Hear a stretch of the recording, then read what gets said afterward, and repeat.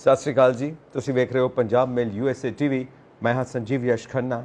ਤੁਹਾਡਾ ਸਾਰਿਆਂ ਦਾ ਸਵਾਗਤ ਪੰਜਾਬ ਐਬਰੋਡ ਦੇ ਵਿੱਚ। ਸਟੂਡੀਓਜ਼ ਦੇ ਵਿੱਚ ਮੇਰੇ ਨਾਲ ਮੌਜੂਦ ਨੇ ਰਾਇਲ ਟਰੈਵਲਸ ਤੋਂ ਅਰਵਿੰਦਰਪਾਲ ਸਿੰਘ। ਅਰਵਿੰਦਰ ਜੀ, ਵੈਲਕਮ ਟੂ ਦ ਸ਼ੋ। बहुत शुक्रिया संजीव जी और सारे दर्शकों को प्यार भरी सत श्री अकाल। ਹੋਰ ਸੁਣਾਓ, ਕੀ ਹਾਲ ਚਾਲ ਨੇ? बहुत चढ़दी कला मौजां च। ਤੇ ਸਾਡੇ ਫਿਰ ਜਿਹੜੇ ਦਰਸ਼ਕ ਨੇ ਉਹ ਵੀ ਚੜ੍ਹਦੀ ਕਲਾ 'ਚ ਜਾਣਾ ਚਾਹੁੰਦੇ ਨੇ, ਮੌਜਾਂ 'ਚ ਜਾਣਾ ਚਾਹੁੰਦੇ ਨੇ, ਇਸ ਕਰਕੇ ਜਾਣਨਾ ਚਾਹੁੰਦੇ ਨੇ ਤੁਹਾਡੇ ਕੋਲੋਂ ਉਹ ਕੀ ਬਣਿਆ ਜਿਹੜੀਆਂ ਪੈਂਡਿੰਗ ਐਪਲੀਕੇਸ਼ਨਸ ਪਈਆਂ ਸੀ ਕੈਨੇਡਾ ਵਾਸਤੇ, ਅਮਰੀਕਾ ਵਾਸਤੇ। ਸਟੂਡੈਂਟਸ ਵੀਜ਼ਾ ਲਗਾਤਾਰ ਰੱਦ ਹੋ ਰਹੇ ਸੀ ਔਰ ਵੱਡੇ ਵੱਡੇ ਦੇਸ਼ਾਂ ਦੇ ਵਿੱਚ ਜਿਹੜੇ ਅਸੀਂ ਭਾਰਤੀ ਹੈਗੇ ਆ, ਸਾਡੇ ਵੀਜ਼ੇ ਰੱਦ ਹੁੰਦੇ ਪਏ ਨੇ। ਦੱਸੋ, ਕਮਾਲ ਹੋ ਗਿਆ। देखो संजीव जी, ਐਪਲੀਕੇਸ਼ਨ ਦਾ ਬੈਕਲੌਗ ਤੇ ਹੌਲੀ ਹੌਲੀ ਕਾਬੂ ਜਾ ਰਿਹਾ ਬਿਕਾਜ਼ ਤਕਰੀਬਨ ਸਟੂਡੈਂਟਸ ਨੂੰ ਸਟ੍ਰੀਮਲਾਈਨ ਕਰ ਲਿਆ। ਅੱਛਾ ਜੀ। ਅੱਜ ਦੇ ਸਮੇਂ ਵਿੱਚ ਜਿਹੜਾ ਸਟੂਡੈਂਟ ਵੀਜ਼ਾ ਅਪਲਾਈ ਕਰਦਾ ਹੈ ਕੈਨੇਡਾ ਦਾ, ਉਹ ਤਕਰੀਬਨ 2 ਤੋਂ 2.5 ਮਹੀਨੇ ਦੇ ਵਿੱਚ ਉਹਨੂੰ ਵੀਜ਼ਾ ਮਿਲ ਜਾਂਦਾ ਹੈ। ਬਟ ਬਾਕੀ ਦੀਆਂ ਐਪਲੀਕੇਸ਼ਨਸ ਹਾਲੇ ਵੀ ਬੇਕਾਬੂ ਨੇ। ਸਿਰਫ ਸਟੂਡੈਂਟ ਸਟ੍ਰੀਮਲਾਈਨ ਹੋਇਆ। ਔਰ ਜਿੱਦਾਂ ਆਪਾਂ ਯੂਐਸ ਦੀ ਵੀ ਤੁਹਾਨੂੰ ਕਈ ਵਾਰੀ ਆਪਾਂ ਗੱਲ ਕੀਤੀ ਕਿ ਯੂਐਸ ਨੇ ਵੀ ਪਹਿਲੀ ਕੈਟਾਗਰੀ ਸਟੂਡੈਂਟ ਨੂੰ ਹੀ ਸਟ੍ਰੀਮਲਾਈਨ ਕੀਤਾ ਸੀ। ਸਟੂਡੈਂਟ ਨੂੰ ਤਾਂ ਜ਼ਿਆਦਾ ਤਵੱਜੋ ਦਿੱਤੀ ਜਾਂਦੀ ਬਿਕਾਜ਼ ਸਟੂਡੈਂਟ ਕਿਸੇ ਵੀ ਮੁਲਕ ਦੀ FDI ਵਾਂਗੂ ਆ, ਫੋਰਨ ਡਾਇਰੈਕਟ ਇਨਵੈਸਟਮੈਂਟ। ਤੁਸੀਂ ਸੋਚੋ, ਕੈਨੇਡਾ ਅਸੀਂ ਬਹੁਤ ਨਿਰਾਸ਼ ਆ ਜੀ। ਕੈਨੇਡਾ ਨੇ ਸਾਡੇ 41% ਵੀਜ਼ਾਜ਼ ਰਿਜੈਕਟ ਕਰਤੇ। ਔਰ ਪਰ ਤੁਸੀਂ ਸੋਚੋ, ਹਾਲੇ ਵੀ ਸਾਡੇ 60% ਬੱਚਿਆਂ ਨੂੰ ਵੀਜ਼ਾ ਮਿਲ ਰਿਹਾ ਆ। ਸੋ ਕੈਨੇਡਾ ਇਕਲੌਤਾ ਕੰਟਰੀ ਆ ਜਿੱਥੇ ਤੁਸੀਂ ਰੀਐਪਲੀਕੇਸ਼ਨ ਦੇ ਵਿੱਚ ਵੀ ਵੀਜ਼ਾ ਕੱਢ ਸਕਦੇ ਹੋ। ਓਕੇ, ਕਿ ਤੁਸੀਂ ਵੀਜ਼ਾ ਪਾਇਆ, ਵੀਜ਼ਾ ਰਿਜੈਕਟ ਹੋਇਆ, ਬਟ ਦੁਬਾਰਾ ਐਪਲੀਕੇਸ਼ਨ ਲਾਓਗੇ ਵੀਜ਼ਾ ਆ ਜਾਂਦਾ ਆ। ਸੋ ਕੈਨੇਡਾ ਪੋਜ਼ਿਟਿਵ ਆ। ਕੈਨੇਡਾ ਖਤਮ ਨਹੀਂ ਹੋਣ ਵਾਲਾ। ਜਿਸ ਤਰੀਕੇ ਨਾਲ ਖਬਰਾਂ ਨੇ ਖਤਮ ਕਰਤਾ, ਜਿਸ ਤਰੀਕੇ ਨਾਲ ਬਹੁਤ ਸਾਰੇ ਮਾਹਰਾਂ ਨੇ ਖਤਮ ਕਰਤਾ, ਕੈਨੇਡਾ ਖਤਮ ਹੋਣ ਵਾਲਾ ਨਹੀਂ ਹੈ। ਕੈਨੇਡਾ ਦੀਆਂ ਇਮੀਗ੍ਰੇਸ਼ਨ ਦੀਆਂ ਜ਼ਰੂਰਤਾਂ ਛੇਤੀ ਠੱਲਣ ਵਾਲੀਆਂ ਨਹੀਂ ਹੈਗੀਆਂ। ਇਹਨਾਂ 'ਚ ਲਗਾਤਾਰ ਵਾਧਾ ਹੋ ਰਿਹਾ। ਔਰ ਕੈਨੇਡਾ ਦੀ ਹੀ ਤਰੱਕੀ ਵੇਖ ਕੇ ਬਹੁਤ ਸਾਰੇ ਮੁਲਕਾਂ ਨੇ ਆਪਣੀ ਇਮੀਗ੍ਰੇਸ਼ਨ ਨੀਤੀ ਵਿੱਚ ਤਬਦੀਲੀ ਕੀਤੀ ਹੈ। ਅੱਛਾ ਜੀ। ਇਹਦੀ ਸਭ ਤੋਂ ਵੱਡੀ ਜਿਹੜੀ ਲੋੜ ਹੈ, ਉਹ ਜਿੱਦਾਂ ਹੁਣ ਆਸਟ੍ਰੇਲੀਆ ਨੇ ਵਧਾਇਆ, UK ਨੇ ਵਧਾਇਆ। ਸੋ ਹਰ ਇੱਕ ਨੇ ਆਪਣੀ ਇਮੀਗ੍ਰੇਸ਼ਨ ਦੀ ਜਿਹੜੀ ਲਾਈਨ ਆ ਉਹ ਥੋੜੀ ਹੋਰ ਲਕੀਰ ਅੱਗੇ ਖਿੱਚੀ ਆ। ਸਟੂਡੈਂਟ ਉਹ ਸਰਮਾਇਆ ਆ ਜਿਹੜਾ ਪੰਡ ਬਣ ਕੇ ਰੁਪਈਏ ਨਾਲ ਲੈ ਕੇ ਆਉਂਦਾ ਆ ਜੀ। ਉਸ ਤੋਂ ਬਾਅਦ ਆਪਣੇ ਪੈਸਿਆਂ ਨਾਲ ਖੁਦ ਦੇ ਉੱਪਰ ਇਨਵੈਸਟ ਕਰਦਾ ਆ। ਖੁਦ ਨੂੰ ਜਿਹੜੇ ਵੀ ਮਾਹੌਲ ਦੇ ਵਿੱਚ ਰਹਿੰਦਾ ਆ, ਚਾਹੇ ਕੈਨੇਡੀਅਨ, ਆਸਟ੍ਰੇਲੀਅਨ, ਅਮਰੀਕਨ, ਉਸ ਮਾਹੌਲ ਦੇ ਵਿੱਚ ਢਾਲ ਲੈਂਦਾ ਆ। ਹਾਂਜੀ, ਕਿਉਂਕਿ ਸਟੂਡੈਂਟ ਕੱਚੀ ਮਿੱਟੀ ਦੇ ਭਾਂਡੇ ਵਾਂਗੂ, ਵੀ ਤੁਸੀਂ ਉਹਨੂੰ ਜਿਹੜੀ ਸ਼ੇਪ ਦਿੱਤੀ, ਜਿਹੜੇ ਕਲਚਰ ਹੋਇਆ, ਉਹਦੀਆਂ ਵੈਲਿਊਜ਼ ਵਿੱਚ ਗਰੋ ਅਪ ਕਰ ਜਾਂਦੀਆਂ। ਔਰ ਜਿੱਦਣ ਉਹ ਦੈਨ ਉਸ ਤੋਂ ਬਾਅਦ ਇਹ ਸਾਰੇ ਮੁਲਕ ਉਹਨੂੰ ਸਟੂਡੈਂਟ ਨੂੰ ਥੋੜਾ ਸਮਾਂ ਦਿੰਦੇ ਨੇ, ਇਹ ਕਹਿ ਕੇ ਕਿ ਤੂੰ ਕਾਕਾ ਜੀ ਪ੍ਰੂਵ ਕਰੋ ਆਪਣੇ ਆਪ ਨੂੰ। ਹਾਂਜੀ, ਕਿ ਤੁਸੀਂ ਵੈਲਿਊਏਬਲ ਐਸੈਟ ਇਸ ਮੁਲਕ ਲਈ ਹੋ ਸਕਦੇ ਆ। ਉਹ ਸਟੂਡੈਂਟ ਆਪਣੀ ਪੜ੍ਹਾਈ ਆਪਣੇ ਖੁਦ ਦੇ ਪੈਸੇ ਲਾ ਕੇ ਖੁਦ ਪੜ੍ਹਾਈ ਕੀਤੀ, ਖੁਦ ਦੇ ਰਿਸੋਰਸਿਸ ਨਾਲ। ਉਸ ਤੋਂ ਬਾਅਦ ਉਹ ਇੱਕ ਵੈਲਿਊਏਬਲ ਐਸੈਟ ਬਣ ਗਿਆ। ਜਦੋਂ ਐਸੈਟ ਬਣ ਗਿਆ, ਉਦੋਂ ਉਹਨੂੰ ਕਿਹਾ ਜਾਂਦਾ ਕਿ ਪ੍ਰੂਵ ਕਰੋ ਕਿ ਤੁਸੀਂ ਐਸੈਟ ਹੋ। ਉਹ ਉਸ ਦਿਨ ਸਟੂਡੈਂਟ ਨੂੰ ਕਿਹਾ ਜਾਂਦਾ ਕਿ ਕੰਮ ਦੀ ਆਪਣੀ ਸਮਰੱਥਾ ਦੱਸੋ। ਓਕੇ, ਸੋ ਸਟੂਡੈਂਟ ਨੂੰ ਕੰਮ ਕਰਨਾ ਅਲਾਓ ਕਰਤਾ, ਵਰਕ ਪਰਮਿਟ ਤੇ ਆ ਗਿਆ। ਉਸ ਤੋਂ ਬਾਅਦ ਸਟੂਡੈਂਟ ਦੀ ਜੌਬ ਤੈਅ ਕਰਦੀ ਆ ਕਿ ਉਹਨੂੰ ਇਸ ਮੁਲਕ ਰੱਖਣਾ ਕਿ ਨਹੀਂ ਰੱਖਣਾ। ਕਿਉਂਕਿ ਅਗਰ ਕਮਾਊ ਪੁੱਤਰ ਹੋ ਗਿਆ ਰੱਖ ਲਾਂਗੇ, ਅਗਰ ਕਮਾਊ ਪੁੱਤਰ ਨਹੀਂ ਹੋਇਆ ਤਾਂ ਤੁਸੀਂ ਆਪਣੇ ਘਰ। ਸੋ ਪੂਰੇ ਦੁਨੀਆ ਦੇ ਜਿੰਨੇ ਕੰਟਰੀਜ਼ ਵਿੱਚ ਮੈਂ ਬੇਸਿਕਲੀ ਆਹ ਸਾਰੇ ਕੰਟਰੀਜ਼ ਦੀ ਇਮੀਗ੍ਰੇਸ਼ਨ ਪਾਲਿਸੀ ਨੂੰ ਟਰਾਂਸਲੇਟ ਕੀਤਾ ਇੱਕ ਦੇਸੀ ਲਹਿਜੇ ਦੇ ਵਿੱਚ, ਕਿਉਂਕਿ ਸਭ ਦਾ ਤਰੀਕਾ ਇਹੀ ਆ ਕਿ ਤੁਸੀਂ ਆਓ, ਪੈਸੇ ਖਰਚੋ, ਪੜ੍ਹਾਈ ਲਓ, ਉਸ ਤੋਂ ਬਾਅਦ ਤੁਸੀਂ ਕੰਮ ਕਰਕੇ ਵਿਖਾਓ। ਅਗਰ ਤੁਹਾਡੀ ਅਡੈਪਟੇਬਿਲਿਟੀ ਹੋਗੀ ਤਾਂ ਤੁਸੀਂ ਕਮਾਊ ਪੁੱਤਰ ਹੋਗੇ, ਫਿਰ ਤੁਹਾਨੂੰ ਅਸੀਂ ਆਪਣੇ ਘਰ ਰੱਖ ਲਾਂਗੇ, ਨਹੀਂ ਤਾਂ ਜਾਓ। ਹਾਂ, ਨਹੀਂ ਤਾਂ ਜਾਓ। ਸੋ ਇੱਕ ਸਟੂਡੈਂਟ ਕਿਸੇ ਵੀ ਮੁਲਕ ਦੀ ਇਕਨੋਮੀ ਨੂੰ ਤਬਦੀਲ ਕਰਨ ਦਾ, ਮੋਬਿਲਾਈਜ਼ ਕਰਨ ਦਾ ਮਾਦਾ ਰੱਖਦਾ ਆ। ਸੋ ਅਸੀਂ ਕਹਿੰਦੇ ਆ, ਕਹਿ ਭੋਲੇ ਮੂੰਹ ਨਾਲ ਦਿੰਦੇ ਵੀ 1.5 ਲੱਖ ਸਟੂਡੈਂਟਸ ਨੂੰ ਵੀਜ਼ਾ ਦਿੱਤਾ। ਤੁਸੀਂ ਕਿਤੇ 1.5 ਲੱਖ ਨੂੰ 18 ਲੱਖ ਨਾਲ ਗੁਣਾ ਕਰਕੇ ਤੇ ਵੇਖੋ ਕਿ ਕਿੰਨੇ ਅਰਬਾਂ ਖਰਬਾਂ ਰੁਪਈਆ ਗਿਆ ਉੱਥੇ। ਸਹੀ ਗੱਲ ਹੈ। ਸੋ ਇਹ ਇੰਨਾ ਵੱਡਾ ਪੈਸਾ ਹੈ। ਅਗਰ ਕੋਈ ਕੰਪਨੀ ਤੋਂ ਮੰਗਦੇ, ਅਗਰ ਕਿਸੇ ਕੰਪਨੀ ਨੂੰ ਕਹਿੰਦੇ, ਜਿੱਦਾਂ ਇੰਡੀਆ ਜਾਂ ਡਿਵੈਲਪਿੰਗ ਕੰਟਰੀਜ਼ ਦੀ ਆਦਤ ਹੈ ਕਿ ਅਸੀਂ ਜਿਹੜੀ ਚੰਗੀਆਂ ਕੰਪਨੀਜ਼ ਨੂੰ, ਮਲਟੀਨੈਸ਼ਨਲ ਕੰਪਨੀਜ਼ ਨੂੰ ਕਹਿੰਦੇ ਕਿ ਸਾਡੇ ਮੁਲਕ ਆ ਕੇ ਵਪਾਰ ਕਰੋ, ਇੱਥੇ ਚੀਜ਼ਾਂ ਦੀ ਮੈਨੂਫੈਕਚਰਿੰਗ ਕਰੋ। ਟੈਸਲਾ ਨੂੰ ਵੀ ਕਹਿੰਦੇ ਜੀ ਇੱਥੇ ਆ ਕੇ ਕਾਰਾਂ ਬਣਾਓ। ਬਿਲਕੁਲ ਸਹੀ ਗੱਲ। ਸੋ ਅਸੀਂ BMW ਨੂੰ ਕਹਿੰਦੇ ਇੱਥੇ ਆ ਕੇ ਕਾਰਾਂ ਬਣਾਓ। ਸੋ ਉਹਦਾ ਮਤਲਬ ਹੈ ਕਿ ਅਸੀਂ ਕਹਿੰਦੇ ਕਿ ਪੈਸਾ ਲਾਓ ਇੱਥੇ, ਜੌਬਸ ਕ੍ਰੀਏਟ ਕਰੋ। ਬਟ ਇਹ ਸਭ ਦੀ ਇੱਕ ਕਾਸਟ ਹੈ। ਇਹ ਸਭ ਨੇ ਕਿ ਜਿੱਦਣ ਤੁਹਾਡੇ ਕੋਲ ਇਹਨਾਂ ਕੰਪਨੀਜ਼ ਦੇ ਕੋਲ ਇਹਨਾਂ ਨੇ ਇੱਥੇ ਇਨਵੈਸਟ ਕਰਨਾ ਸ਼ੁਰੂ ਕਰਤਾ, ਉਸ ਤੋਂ ਬਾਅਦ ਜਦੋਂ ਇਹਨਾਂ ਨੇ ਕਮਾਈ ਕੀਤੀ, ਇਹਨਾਂ ਕਮਾਈ ਫਿਰ ਆਪਣੇ ਮੁਲਕ ਲੈ ਕੇ ਜਾਣੀ ਹੈ। So FDI comes with a price. So FDI ਨੂੰ ਪਹਿਲਾਂ ਲਿਓਰ ਕਰਨਾ ਪੈਂਦਾ ਕਿ ਤੁਹਾਨੂੰ ਸਹੂਲਤਾਂ ਦੇਵਾਂਗੇ, ਤੁਸੀਂ ਸਬਸਿਡਾਈਜ਼ ਕੀਤਾ। ਸੋ ਉਹਦੇ ਲਿਓਰ 'ਚ ਆ ਕੇ ਉਹਨਾਂ ਨੇ ਇੱਥੇ ਕੰਮ ਕਰ ਸ਼ੁਰੂ ਕੀਤੇ। ਜਦੋਂ ਕਮਾਈ ਵਾਲੇ ਪਾਸੇ ਹੋ ਗਏ, ਉਹਨਾਂ ਪੈਸਾ ਚਾ ਕੇ ਬਾਹਰ ਲੈ ਜਾਣਾ। ਹਾਂ, ਤੁਹਾਡੇ ਟੈਕਸਸ ਜ਼ਰੂਰ ਪੇ ਕਰ ਦੇਣਗੇ, ਬਟ ਮੇਜਰ ਐਸੈਟਸ ਜਿਹੜੇ ਆ, ਜਿਹੜੀ ਫੰਡਸ ਆ, ਉਹ ਬਾਹਰ ਜਾਣਗੇ। ਸਟੂਡੈਂਟ ਦੇ ਮਾਮਲੇ 'ਚ ਉਲਟਾ ਹੁੰਦਾ ਆ। ਸਟੂਡੈਂਟ ਹੁਣ ਕਿਸੇ ਵੀ ਕੰਪਨੀ ਦੀ FDI ਤੋਂ ਕਿਤੇ ਜ਼ਿਆਦਾ ਵੱਧ ਪੈਸਾ ਲੈ ਕੇ ਆਉਂਦੇ ਆ। ਓਕੇ। ਔਰ ਉਹ ਪੈਸਾ ਆ ਕੇ ਇੱਥੇ ਹੀ ਸਮਾਜ ਵਿੱਚ ਲਾਉਂਦੇ ਆ। ਹਾਂ, ਉਹ ਪੈਸੇ ਨਾਲ ਹੀ ਇਹ ਕੰਟਰੀਜ਼ ਗਰੋ ਕਰਦੇ ਆ। ਔਰ ਉਸ ਪੈਸੇ ਦੀ ਬਦੌਲਤ ਹੈ ਇਹਨਾਂ ਸਾਰੇ ਕੰਟਰੀਜ਼ ਦੇ ਇਮੀਗ੍ਰੇਸ਼ਨ ਡਿਪਾਰਟਮੈਂਟ ਇੰਨੇ ਵੱਡੇ ਹੋ ਗਏ। ਅਗਰ ਅਸੀਂ ਖਬਰ ਦੱਸ ਰਹੇ ਹਾਂ ਕਿ $85 ਮਿਲੀਅਨ ਕੈਨੇਡਾ ਦੀ ਇਮੀਗ੍ਰੇਸ਼ਨ ਨੂੰ ਅਲਾਟ ਕੀਤਾ ਗਿਆ, ਸੋ $85 ਮਿਲੀਅਨ ਆਇਆ ਕਿੱਥੋਂ ਆ? ਸੋ ਉਹ ਆਇਆ ਤਾਂ ਇਹਨਾਂ ਦੇ ਫੰਡਸ ਵਿੱਚੋਂ ਹੀ ਆ। ਸੋ ਤੁਹਾਡਾ ਪੈਸਾ ਤੁਹਾਡੇ ਤੇ ਹੀ ਲਾਇਆ ਜਾ ਰਿਹਾ। ਬਟ ਹਾਂ, ਇੱਕ ਚੀਜ਼ ਚੰਗੀ ਵੀ ਆ ਕਿ ਸਾਡੇ ਸਟੂਡੈਂਟਸ ਨੂੰ ਸੰਭਾਲਿਆ ਜ਼ਰੂਰ ਇਹਨਾਂ ਮੁਲਕਾਂ ਨੇ। ਸੋ ਸਾਡੇ ਸਟੂਡੈਂਟਸ ਨੂੰ ਸੰਭਾਲਣ ਦੇ ਨਾਲ ਨਾਲ ਮਾਨ ਸਨਮਾਨ ਵੀ ਦਿੱਤਾ ਆ। ਔਰ ਉਹ ਚੀਜ਼ਾਂ ਜਿਹੜੀਆਂ ਅਸੀਂ ਨਹੀਂ ਦੇ ਸਕੇ ਸਟੂਡੈਂਟਸ ਨੂੰ, ਕਿ ਉਹਨਾਂ ਦੇ ਮਾਨ ਸਨਮਾਨ ਵਾਲਾ ਰੁਪਈਆ ਉਹਨਾਂ ਦੀ ਜੇਬ ਵਿੱਚ ਹੋਵੇ, ਉਹਨਾਂ ਦੇ ਕੋਲ ਪ੍ਰਾਈਡ ਹੋਵੇ ਜੀ, ਉਹ ਅਰਲੀ ਕੰਮ ਤੇ ਲੱਗ ਸਕਣ। ਸੋ ਇਹ ਚੀਜ਼ਾਂ ਅਸੀਂ ਸਾਡੀ ਇਕਨੋਮੀ, ਸਾਡਾ ਸਿਸਟਮ ਸਟੂਡੈਂਟਸ ਨੂੰ ਡਿਲੀਵਰ ਕਰਨ 'ਚ ਫੇਲ ਹੋਇਆ ਆ। ਸੋ ਇਹਦਾ ਹੀ ਕੰਪਨਸੇਟ ਸਾਨੂੰ ਬੇਸਿਕਲੀ ਇਹਨਾਂ ਮੁਲਕਾਂ ਨੇ ਕੀਤਾ ਆ। ਔਰ ਠੀਕ ਹੈ, ਜਦ ਤੱਕ ਇਹ ਵਿਨ ਸਿਚੁਏਸ਼ਨ ਹੈ ਦੋਨਾਂ ਲਈ, ਉਹਨਾਂ ਦੇ ਇਮੀਗ੍ਰੇਸ਼ਨ ਦੀਆਂ ਜ਼ਰੂਰਤਾਂ ਨੇ, ਸਾਡੀਆਂ ਸਰਵਾਈਵਲ ਦੀਆਂ ਜ਼ਰੂਰਤਾਂ ਨੇ, ਸਾਡੀ ਇੰਪਲੋਏਬਿਲਟੀ ਦੀਆਂ ਜ਼ਰੂਰਤਾਂ ਨੇ। ਸੋ ਇਹ ਛੇਤੀ ਕਿਤੇ ਖਤਮ ਹੋਣ ਵਾਲਾ ਨਹੀਂ ਹੈ। ਸੋ ਕੈਨੇਡਾ ਦੇ ਵਿੱਚ ਸਟੂਡੈਂਟਸ ਲਗਾਤਾਰ ਜਾਂਦੇ ਰਹਿਣਗੇ। ਔਰ ਸਾਡਾ ਜਿਹੜਾ ਕੋਟਾ ਆ, ਐਨੂਅਲ ਕੋਟਾ 1.5 ਲੱਖ ਸਟੂਡੈਂਟ ਦਾ ਹੀ ਹੈ। ਇਹ ਮਿਊਚੁਅਲ ਬੈਨੀਫਿਟ ਵਾਲਾ ਪ੍ਰੋਸੈਸ ਹੈ ਹਾਂ, ਇਹ ਮਿਊਚੁਅਲ ਬੈਨੀਫਿਟਸ ਵਾਲਾ ਪ੍ਰੋਸੈਸ ਹੈ। ਔਰ ਸਾਡਾ ਜਿਹੜਾ ਕੋਟਾ ਹੈ 1.5 ਲੱਖ ਦਾ ਕੋਟਾ ਆ। ਹਰ ਸਾਲ ਇੰਨੇ ਹੀ ਸਟੂਡੈਂਟ ਜਾਂਦੇ ਆ। ਪਿਛਲੇ ਕੁਝ ਸਮੇਂ ਤੋਂ ਜਿਹੜੀਆਂ ਐਪਲੀਕੇਸ਼ਨ ਤਾਦਾਦ ਜ਼ਿਆਦਾ ਵੱਧ ਗਈ ਆ, ਜਿਹਦਾ ਕਰਕੇ ਰਿਜੈਕਸ਼ਨਸ ਦਾ ਨੰਬਰ ਜ਼ਿਆਦਾ ਵੱਧ ਗਿਆ। ਪਿਛਲੇ ਸਾਲ 5.5 ਵਾਲਿਆਂ ਨੂੰ ਰਿਫਿਊਜ਼ਲ ਨਹੀਂ ਮਿਲਦੇ ਸੀ, ਇਸ ਸਾਲ 5.5 ਵਾਲਿਆਂ ਨੂੰ ਵੀਜ਼ਾਸ ਨਹੀਂ ਮਿਲ ਰਹੇ। ਸੋ ਜਿਹੜਾ 2 ਸਾਲ ਪਹਿਲਾਂ ਜਿਹੜੇ ਬੱਚੇ ਨੂੰ ਵੀਜ਼ਾ ਮਿਲ ਰਿਹਾ ਸੀ, ਅੱਜ ਉਸ ਬੱਚੇ ਨੂੰ ਵੀਜ਼ਾ ਨਹੀਂ ਮਿਲ ਰਿਹਾ, ਜਿਹਦਾ ਕਰਕੇ ਅਸੀਂ ਕਹਿਣ ਲੱਗੇ ਕਿ ਰਿਜੈਕਸ਼ਨ ਰੇਟ ਜ਼ਿਆਦਾ ਹੈ। ਜਦ ਕਿ ਸਾਡੀ ਫਰਸਟ੍ਰੇਸ਼ਨ ਦੀ ਤਾਦਾਦ ਵਧੀ ਆ, ਸਾਡੇ ਭੱਜਣ ਦੀ ਤਾਦਾਦ ਵਧੀ ਆ, ਸਾਡੀਆਂ ਐਪਲੀਕੇਸ਼ਨ ਦੀ ਤਾਦਾਦ ਵਧੀ ਆ। ਸੋ ਕੈਨੇਡਾ ਆਪਣੇ ਉਸੇ ਪਾਲਿਸੀ ਦੇ ਉੱਪਰ ਹੀ ਆ ਕਿ ਕੈਨੇਡਾ ਜਿੰਨੇ ਕੁ ਨੰਬਰ ਲੈ ਰਿਹਾ ਸੀ, ਇੱਥੋਂ ਉਨਾ ਹੀ ਨੰਬਰ ਲੈ ਰਿਹਾ। ਔਰ ਫਿਊਚਰ ਦੇ ਵਿੱਚ ਵੀ ਇਹ ਨੰਬਰ ਘਟਣਾ ਨਹੀਂ ਆ, ਗਰੋ ਭਾਵੇਂ ਹੋ ਜਾਵੇ। ਰਾਈਟ। ਅੱਛਾ, ਦੂਜੀ ਗੱਲ ਆਪਾਂ ਕਰਾਂਗੇ ਆਸਟ੍ਰੇਲੀਆ ਨੂੰ ਲੈ ਕੇ, ਕਿਉਂਕਿ ਆਸਟ੍ਰੇਲੀਆ ਨੇ ਡਿਮਾਂਡ ਕੀਤੇ ਨੇ ਵਰਕਰਸ ਕਿ ਉੱਥੇ ਆਉਣੇ ਚਾਹੀਦੇ, ਉਹਨਾਂ ਕੋਲ ਕੰਮ ਦੇ ਵਾਸਤੇ ਜੌਬਸ ਹੈਗੀਆਂ ਨੇ ਜੀ। ਸੋ ਵਰਕ ਪਰਮਿਟ ਮਿਲੇਗਾ ਉੱਥੇ ਜਾ ਕੇ, ਜੋ ਇੱਥੋਂ ਮਾਈਗ੍ਰੇਟ ਕਰਕੇ ਉੱਥੇ ਜਾਣਗੇ। ਸੋ ਉਹਦਾ ਕੀ ਸੀਨ ਬਣਦਾ, ਜਿਹੜੇ ਉਹਨਾਂ ਨੂੰ ਇੰਨੇ ਜ਼ਿਆਦਾ ਚਾਹੀਦੇ ਨੇ? ਇਕਨੋਮੀ ਦਾ ਕੀ ਹਾਲ ਹੈ? ਔਰ ਜੋ ਇੰਨਾ ਜ਼ਿਆਦਾ ਉਹ ਜਜ਼ਬ ਕਰ ਲੈਣਗੇ, ਇੰਨੇ ਜ਼ਿਆਦਾ ਸੰਭਾਲ ਲੈਣਗੇ ਆਪਣੇ ਅੰਦਰ ਵਰਕਰਸ ਨੂੰ, ਇਹਦਾ ਮਤਲਬ ਕੰਪਨੀਜ਼ ਬਹੁਤ ਪ੍ਰੋਫਿਟਸ ਨੇ ਜਾਂ ਬਹੁਤ ਜ਼ਿਆਦਾ ਕੰਮ ਖਿਲ ਰਿਹਾ ਉਹਨਾਂ ਦਾ ਜਿਹਨੂੰ ਸਮੇਟਣ ਵਾਸਤੇ ਚਾਹੀਦੇ ਨੇ? ਨਹੀਂ ਸੰਜੀਵ ਜੀ, ਅਸਲ 'ਚ ਅਗਰ ਸਨ 2016, 17, 18, 19 ਤੱਕ ਦੀ ਕਰੀਏ ਤਾਂ ਆਸਟ੍ਰੇਲੀਅਨ ਐਜੂਕੇਸ਼ਨ ਜਿਹੜਾ ਡਿਪਾਰਟਮੈਂਟ ਹੈ, ਇਹ ਦੁਨੀਆ ਦੇ ਸਭ ਤੋਂ ਵੱਡੇ ਡਿਪਾਰਟਮੈਂਟਸ ਵਿੱਚੋਂ ਸੀਗਾ। ਰਾਈਟ। ਸੋ ਇਹ ਇੰਨਾ ਵੱਡਾ ਡਿਪਾਰਟਮੈਂਟ ਹੈ ਕਿ ਇਹਨਾਂ ਦੀਆਂ ਸੈਲਰੀਜ਼, ਇਹਨਾਂ ਦੀਆਂ ਜਿਹੜੀਆਂ ਰੇਜ਼ਿੰਗਸ, ਇਹਨਾਂ ਦੀਆਂ ਵਰਕਿੰਗ, ਸਾਰੇ ਮੁਲਕਾਂ ਦੇ ਵਿੱਚ ਕੰਮਕਾਰ, ਉਹਨੂੰ ਬੇਸਿਕਲੀ ਇਮੀਗ੍ਰੇਸ਼ਨ ਡਿਪਾਰਟਮੈਂਟ ਹੀ ਫੰਡ ਕਰ ਰਿਹਾ ਸੀ ਔਰ ਇਮੀਗ੍ਰੇਸ਼ਨ ਦੇ ਪ੍ਰੋਗਰਾਮ ਹੀ ਇਹਨੂੰ ਫੰਡ ਕਰ ਰਹੇ ਸੀ। Right sir. ਪਰ ਕੋਵਿਡ ਤੋਂ ਬਾਅਦ ਸਟ੍ਰਿਕਟਲੀ ਜਿਸ ਤਰੀਕੇ ਨਾਲ ਆਸਟ੍ਰੇਲੀਆ ਨੇ ਆਪਣੇ ਦਰਵਾਜ਼ੇ ਬੰਦ ਕੀਤੇ ਕਿ ਹਵਾ ਵੀ ਅੰਦਰ ਨਾ ਆ ਸਕੇ, ਇੱਕ ਸਮਾਂ ਆ ਗਿਆ ਆਸਟ੍ਰੇਲੀਆ ਨੇ ਇੱਥੋਂ ਤੱਕ ਕਹਿਤਾ ਕਿ ਸਾਡਾ ਵੀ ਕੋਈ ਮੁਲਕ ਦਾ ਬੰਦਾ ਅਗਰ ਇੱਥੋਂ ਜਾ ਕੇ ਵਾਪਸ ਆਉਣਾ ਚਾਹੁੰਦਾ ਆ ਤੇ ਜੇ ਉਹ ਵਾਪਸ ਨਾ ਆਵੇ, ਨਹੀਂ ਤਾਂ ਅਸੀਂ ਜੇਲ੍ਹ 'ਚ ਪਾ ਦਾਂਗੇ, 5 ਸਾਲ ਦੀ ਸਜ਼ਾ ਦੇ ਦਾਂਗੇ। ਸੋ ਤੁਸੀਂ ਇਹ ਤੋਂ ਮਾਹੌਲ ਵੇਖੋ ਕਿ ਤੁਸੀਂ ਆਪਣੇ ਬੱਚਿਆਂ ਨੂੰ ਆਪਣੇ ਮੁਲਕ 'ਚ ਵੜਨ ਤੋਂ ਵੀ ਰੋਕਤਾ, ਬਾਕੀ ਦੀ ਗੱਲ ਹੀ ਬਾਅਦ ਦੀ ਆ। ਸੋ ਉਹ ਆਸਟ੍ਰੇਲੀਆ ਦਾ ਸਖਤ ਰਵੱਈਆ ਸੀ। ਸੋ ਆਸਟ੍ਰੇਲੀਆ ਦੀ ਜਿਸ ਤਰੀਕੇ ਦੀ ਬਣਤਰ ਹੈ, ਆਸਟ੍ਰੇਲੀਆ ਬੇਸਿਕਲੀ ਜਿੱਦਾਂ ਦੇ ਰਿਸੋਰਸਿਸ ਨੇ, ਆਸਟ੍ਰੇਲੀਆ ਇੱਕ ਡਰਾਈ ਕੰਟਰੀ ਹੈ ਬੇਸਿਕਲੀ, ਔਰ ਕੋਸਟਲ ਲਾਈਫ ਦੇ ਉੱਪਰ ਹੀ, ਕੋਸਟਲ ਰੀਜਨਸ ਦੇ ਉੱਪਰ ਸਾਰੀ ਲਾਈਫ ਹੈ। ਸੋ ਆਸਟ੍ਰੇਲੀਆ ਦੀ ਇਮੀਗ੍ਰੇਸ਼ਨ ਦਾ ਕਰਕੇ ਹੀ ਆਸਟ੍ਰੇਲੀਆ ਚਮਕ ਰਿਹਾ ਸੀ। ਸੋ ਅਗਰ ਤੁਸੀਂ ਇਮੀਗ੍ਰੇਸ਼ਨ ਦੇ ਦਰਵਾਜ਼ੇ ਬੰਦ ਕਰ ਦੋਗੇ ਤਾਂ ਆਸਟ੍ਰੇਲੀਆ ਦਾ ਵੀ ਜਿਹੜਾ ਹਾਲਾਤ ਚੰਗੇ ਨਹੀਂ ਰਹਿਣੇ। ਔਰ ਔਨ ਟੌਪ ਆਫ ਇਟ, ਪਹਿਲਾਂ ਸਾਡੇ ਤੋਂ ਵੀ ਵੱਧ ਜਿਹੜਾ ਭਰੋਸਾ ਉਹ ਚਾਈਨੀਜ਼ ਸਟੂਡੈਂਟ 'ਤੇ ਸੀ। ਓਕੇ।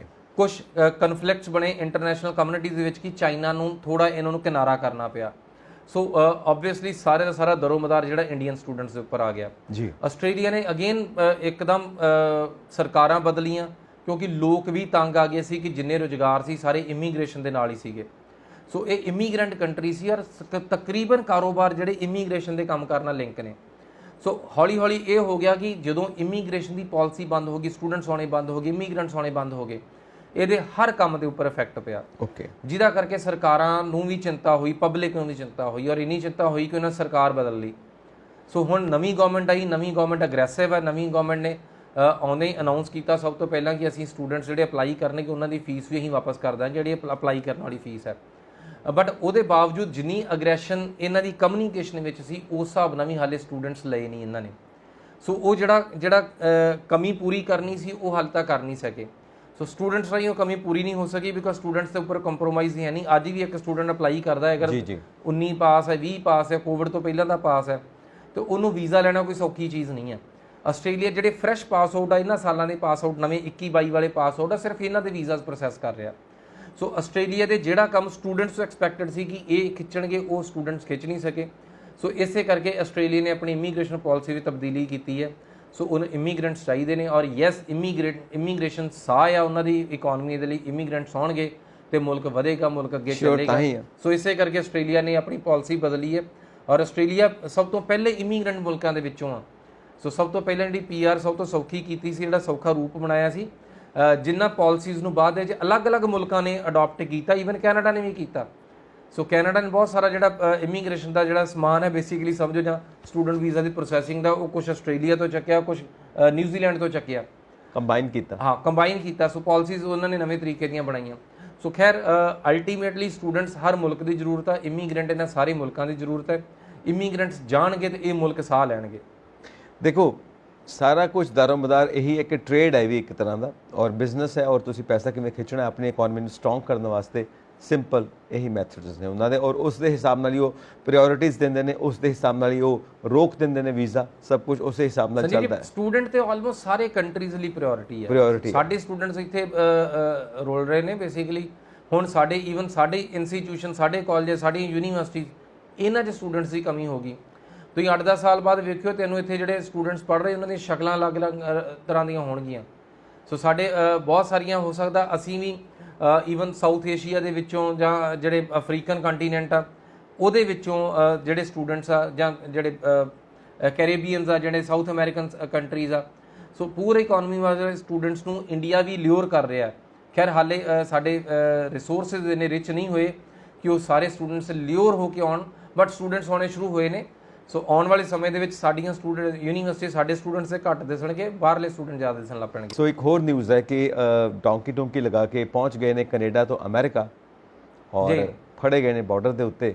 ਜੱਜ ਸਾਹਿਬ ਕੋਲ ਪੇਸ਼ ਕੀਤਾ ਗਿਆ ਤੇ ਆਇਲਸ 'ਚੋਂ ਉਹਨਾਂ ਦੇ 6.5 ਬੈਂਡਸ ਨੇ, ਪਰ ਉਹਨਾਂ ਨੂੰ ਅੰਗਰੇਜ਼ੀ ਬੋਲਣੀ ਨਹੀਂ ਆਉਂਦੀ। ਔਰ ਜੱਜ ਸਾਹਿਬ ਕਹਿੰਦੇ ਨੇ ਕਿ ਜੋ ਅਮਰੀਕਾ ਦੇ ਜੱਜ ਸਾਹਿਬ ਨੇ ਕਿ ਕਿੱਦਾਂ ਦੀ ਆਇਲਸ ਤੁਸੀਂ ਕਰਕੇ ਆਏ ਹੋ, ਤੁਹਾਨੂੰ ਅੰਗਰੇਜ਼ੀ ਨਹੀਂ ਆਉਂਦੀ, ਤੁਹਾਡਾ ਜਨਰਲ ਨੌਲੇਜ ਨਹੀਂ ਪਤਾ, ਇਹ ਕਿਸ ਲੈਵਲ ਦੀ ਹੈ। ਖੈਰ ਆਪਾਂ ਨੂੰ ਇਹ ਮੁੱਦਾ ਇਸ ਤਰ੍ਹਾਂ ਚੁੱਕਣਾ ਚਾਹੀਦਾ ਕਿ ਇੰਡੀਆ ਦੇ ਵਿੱਚ ਜਿਹੜੇ ਜਾਂ ਪੰਜਾਬ ਦੇ ਜਿਹੜੇ ਆਇਲਸ ਕਰਵਾ ਰਹੇ ਨੇ ਉਹਨਾਂ ਦਾ ਕੀ ਸਟੈਂਡਰਡ ਹੈ, ਸਬ ਸਟੈਂਡਰਡ ਨੇ ਜਾਂ ਕੋਈ ਸਟੈਂਡਰਡ ਵਾਲਾ ਹੈ, ਬਾਕੀ ਐਵੇਂ ਖੁੱਲੇ ਹੋਏ ਨੇ। ਸੋ ਇਹਦੇ ਉੱਤੇ ਕੁਐਸਚਨ ਮਾਰਕ ਲੱਗਦਾ ਕਿ ਇੱਥੋਂ ਵਿਦੇਸ਼ਾਂ 'ਚ ਜਾਣ ਵਾਸਤੇ ਬੱਚੇ ਪੜ੍ਹਦੇ ਨੇ ਔਰ ਖੂਬ ਫੀਸ ਦਿੰਦੇ ਨੇ, ਔਰ ਆਇਲਸ ਕਰਕੇ ਅਸੀਂ ਜਾ ਰਹੇ ਹਾਂ, ਔਰ ਬੈਂਡਸ ਵੀ 6.5 ਨੇ, ਤੇ ਉੱਥੇ ਅਸੀਂ ਕਮਿਊਨੀਕੇਟ ਵੀ ਨਹੀਂ ਕਰ ਸਕਦੇ ਪਏ। ਇਹ ਕਿਸ ਲੈਵਲ ਦੀ ਸਟੱਡੀ ਹੋ ਰਹੀ ਹੈ ਔਰ ਅਸੀਂ ਕਿਸ ਤਰ੍ਹਾਂ ਉੱਥੇ ਸਰਵਾਈਵ ਕਰ ਸਕਦੇ ਹਾਂ? ਦੇਖੋ ਸੰਜੀਵ ਜੀ, ਕੈਨੇਡਾ ਦੀ ਬੇਸਿਕ ਜਿਹੜੀ ਪਾਲਿਸੀ ਹੈ ਨਾ, ਕੈਨੇਡਾ ਬੱਚੇ ਨੂੰ ਇੰਟਰਵਿਊ ਨਹੀਂ ਕਰਦਾ।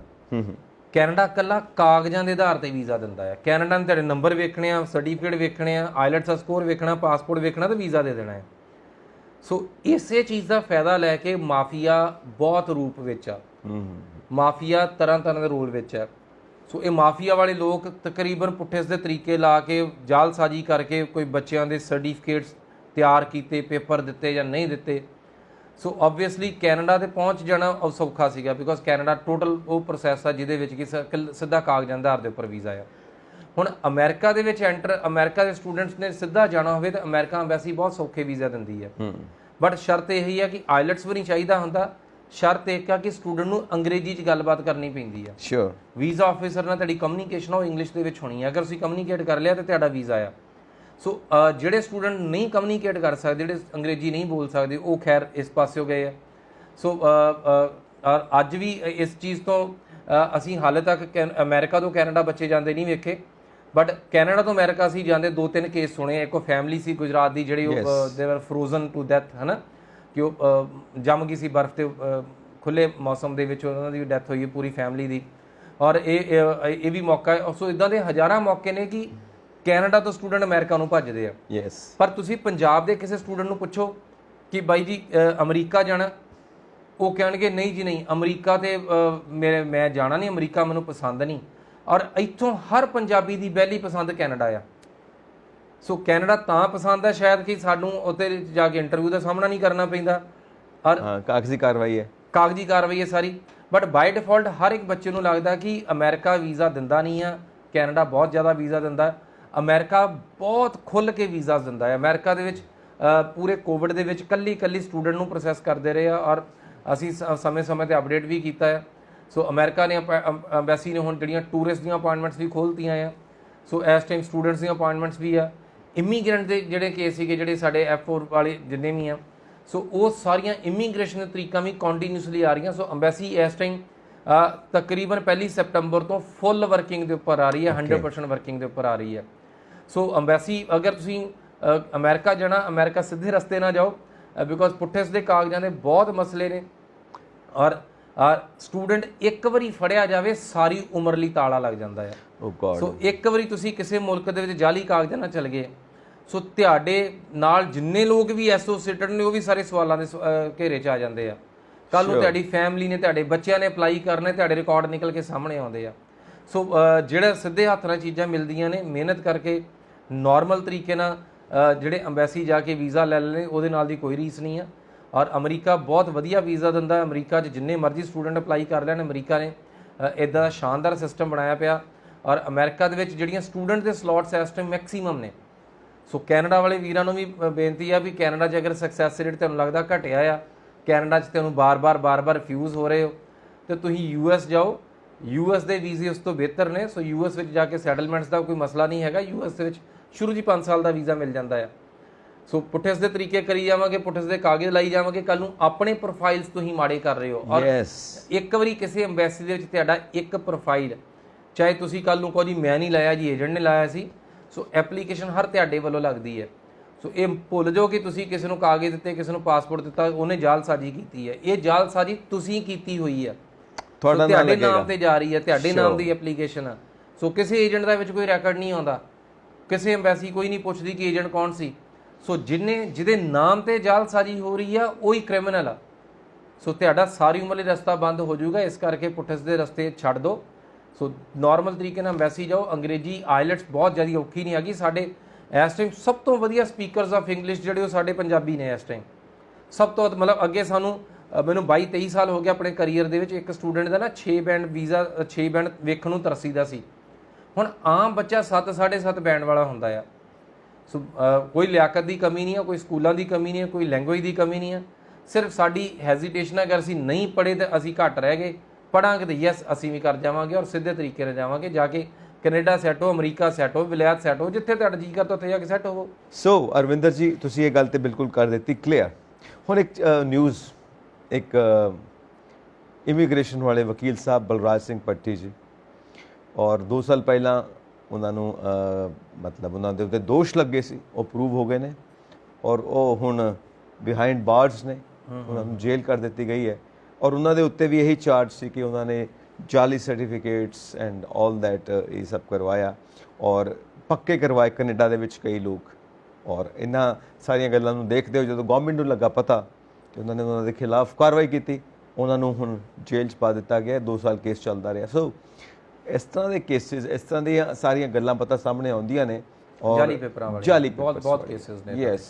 ਔਰ ਕਈ ਵਾਰ ਕਹਿੰਦੇ ਨੇ ਕਿ ਜਦੋਂ ਵੀਜ਼ਾ ਰਿਜੈਕਟ ਹੁੰਦਾ ਤਾਂ ਉਸ ਦੌਰਾਨ ਇਹ ਜਾਲੀ ਕਾਗਜ਼ਾਤ ਬਣਦੇ ਨੇ, ਉਹ ਟਾਈਮ ਫਿਲ ਕਰਨ ਵਾਸਤੇ, ਜਾਂ ਐਜੂਕੇਸ਼ਨ ਦਾ ਕੁਝ ਹੋਇਆ ਉਹ ਫਿਲ ਕਰਨ ਵਾਸਤੇ। ਕਈ ਵਾਰ ਬਰਥ ਸਰਟੀਫਿਕੇਟਸ ਵੀ ਜਾਲੀ ਲਗਾਏ ਜਾਂਦੇ ਨੇ, ਕਈ ਵਾਰ ਜੋ ਐਕਸਪੀਰੀਅੰਸ ਸਰਟੀਫਿਕੇਟ ਵੀ ਜਾਲੀ ਲਗਾਏ ਜਾਂਦੇ ਨੇ। ਸੋ ਇਹ ਸਭ ਚੀਜ਼ਾਂ ਜਿਹੜੀ ਅਸਲ 'ਚ ਇਹਦੇ ਨਾਲ ਲਿਆਕਤ ਦੀ ਕਮੀ ਹੈ। ਬਹੁਤ ਸਾਰੇ ਸਟੂਡੈਂਟਸ ਕੋਲ ਨਾ ਇਹ ਪੈਸੇ ਠੱਗਣ ਦੇ ਤਰੀਕੇ ਆ। ਸੋ ਬੱਚੇ ਨੂੰ ਕਹੋ ਜੀ ਤੇਰਾ 2 ਸਾਲ ਦਾ ਗੈਪ ਆ, ਤੇਰਾ 2 ਲੱਖ ਰੁਪਈਆ ਲੱਗੂਗਾ, ਤੇਰਾ 5 ਸਾਲ ਦਾ ਗੈਪ ਆ, 4 ਲੱਖ ਰੁਪਈਆ ਲੱਗੂਗਾ। ਸੋ ਉਹਦੇ ਬਦਲੇ ਕੋਈ ਨਾ ਕੋਈ ਐਵੇਂ ਸੜੇ ਜਿਹੇ ਕਾਗਜ਼, ਕੋਈ ਕੰਪਿਊਟਰ ਦਾ ਡਿਪਲੋਮਾ ਕਰ ਲਿਆ। ਬੱਚੇ ਵੀ ਸੋਚਦੇ ਨੇ ਕਿ ਸ਼ਾਇਦ ਇਹਦੇ ਨਾਲ ਵੀਜ਼ਾ ਮਿਲਦਾ। ਯਕੀਨ ਮੰਨੋ, ਤੁਹਾਨੂੰ ਕਿਸੇ ਕਿਸਮ ਦਾ ਜਾਲੀ ਕਾਗਜ਼ ਲਾਉਣ ਦੀ ਲੋੜ ਨਹੀਂ ਆ ਗੈਪ ਫਿਲ ਕਰਨ ਲਈ। ਉਹ ਤੁਹਾਨੂੰ ਲੋੜ ਹੀ ਹੈ ਨਹੀਂ ਚੀਜ਼ਾਂ ਦੀ। ਸੋ ਜਦੋਂ ਕਿਸੇ ਸਟੂਡੈਂਟ ਨੇ ਵੀਜ਼ਾ ਲੈਣਾ, ਕਿਸੇ ਵੀ ਮੁਲਕ ਦਾ ਵੀਜ਼ਾ ਲੈਣਾ, ਇਹ ਡਿਪਲੋਮੇ ਜਿਹੜੇ ਬਣਾਉਂਦੇ ਨੇ ਇਹ ਕਿਸੇ ਕੰਮ ਨਹੀਂ ਆਉਂਦੇ। ਔਰ ਯਕੀਨ ਮੰਨੋ, ਇਹਨਾਂ ਨੂੰ ਚੱਕ ਕੇ ਲਾਂਭੇ ਰੱਖ ਦਿੱਤਾ ਜਾਂਦਾ, ਔਰ ਤੁਹਾਡੀ ਐਪਲੀਕੇਸ਼ਨ ਉਸ ਤੋਂ ਬਿਨਾਂ ਪ੍ਰੋਸੈਸ ਹੁੰਦੀ ਹੈ। ਇਹਨਾਂ ਦਾ ਤੁਹਾਡੀ ਐਪਲੀਕੇਸ਼ਨ ਦੇ ਵਿੱਚ 1% ਵੀ ਆਧਾਰ ਨਹੀਂ ਹੈਗਾ ਜਿਹੜੇ ਅਸੀਂ ਨਾਰਮਲ ਡਿਪਲੋਮਾਸ ਲਾਉਨੇ ਆ। ਸੋ ਚਾਹੇ ਤੁਸੀਂ ਕੁਕਿੰਗ ਲਾ ਲਓ, ਚਾਹੇ ਤੁਸੀਂ ਬਿਊਟੀਸ਼ੀਅਨ ਲਾ ਲਓ, ਚਾਹੇ ਤੁਸੀਂ ਕੰਪਿਊਟਰ ਦੇ ਲਾ ਲਓ, ਸੋ ਚਾਹੇ ਕੋਈ ਮੈਨੇਜਮੈਂਟ ਦੇ ਲਾ ਲਓ। ਜਿਹੜੇ ਨਾਨ ਸਰਟੀਫਾਈਡ ਡਿਪਲੋਮਾਸ ਆ, ਇਹਨਾਂ ਦਾ ਕੋਈ ਆਧਾਰ ਨਹੀਂ ਹੈਗਾ। ਇਮੀਗ੍ਰੇਸ਼ਨ ਵਿੱਚ ਤੇ ਬਿਲਕੁਲ ਹੀ ਹੈ ਨਹੀਂ।